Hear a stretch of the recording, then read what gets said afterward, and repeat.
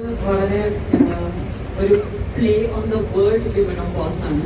പക്ഷെ കേരളത്തിലെ എന്നെ എല്ലാവർക്കും നേരിട്ട് കഴിഞ്ഞ 28 വർഷമായിട്ട് സിനിമയിൽ അഭിനയിക്കുന്ന ഒരു മെയിൻ സ്ട്രീം ആക്ട്രസ് ആയിട്ട് അറിയാവുന്നതുകൊണ്ട് തന്നെ എന്റെ ഈ വേഷവും ഈ വേഷപ്പകർച്ചയും എല്ലാവരും വർഷങ്ങളായിട്ട് കാണുന്നതാണ് എന്റെ changes.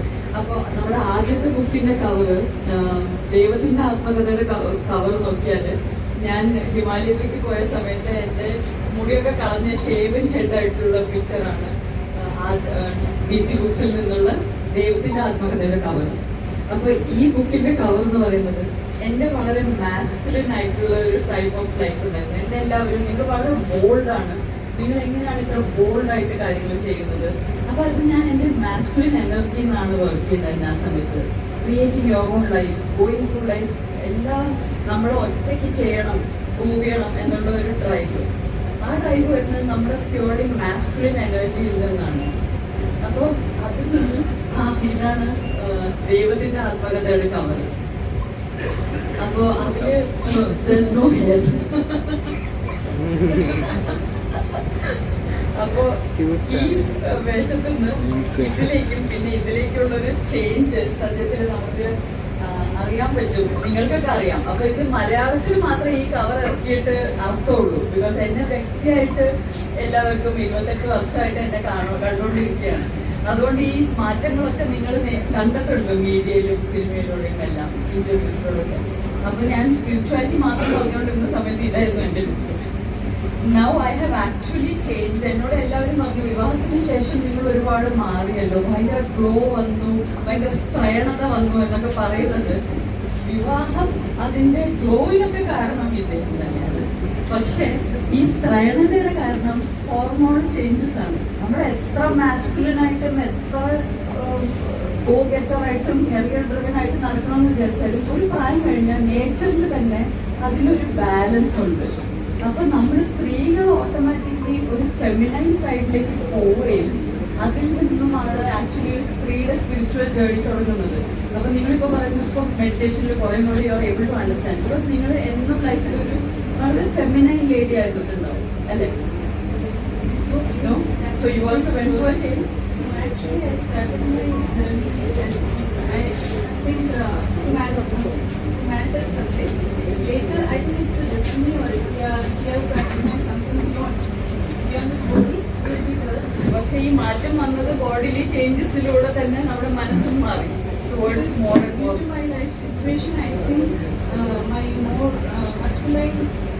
masculinity is not as a body or something. My action, like I have to be a girl or take care of something like that. But I know that is there should be an equilibrium between Shiva and Shakti.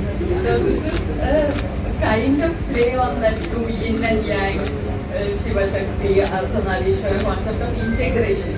നമ്മുടെ ഉള്ളിൽ തന്നെ മാസ്കുലിനും ഫെമിനിനും energies എല്ലാവരുടെ ഉള്ളിലുണ്ട്. ആ balance വരുന്നതാണ് നമ്മുടെ ഒരു completion. So അതിനൊക്കെ സിംബലൈസ് ചെയ്യുന്ന ഒരു കവർ തന്നെയാണ് DC ക്രിയേറ്റ് ചെയ്തിട്ടുള്ളത്. So I think will answer your second question. Thank you, ma'am. Thank you. You're Panchabhutas. You're talking about the earth element, water, fire, air, and space. You just look at a rocket launch which takes it to the deep space. So rocket launch on. Just imagine, rocket launch. What are you seeing actually? You are seeing the body of the rocket and earth element. What is the propellant inside? There is solid also, there is liquid propellant.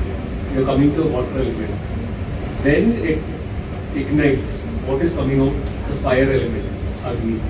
There is this entire thing going up to, it's going to air element. And there is a finally going to space. ഇവിടെ ഇരിക്കുന്ന എല്ലാവർക്കും inside there is something like a immense joy for rocket launch കാണുമ്പോൾ ഇല്ലേ, whatever you say which is beyond words.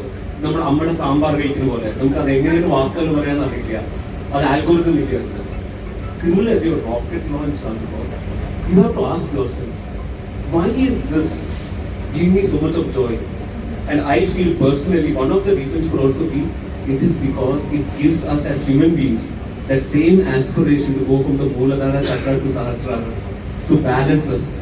They say Yata Pinde Tata Brahman, or microcosm, macrocosm, which modern science through quantum physics also said it's all being manifested as you see it. Why we like it rocket launches? The 5 elements when we see outside, something within us which we can't put in words is also going on. And we feel very nice and happy. So that's my answer to that. Thank you so much.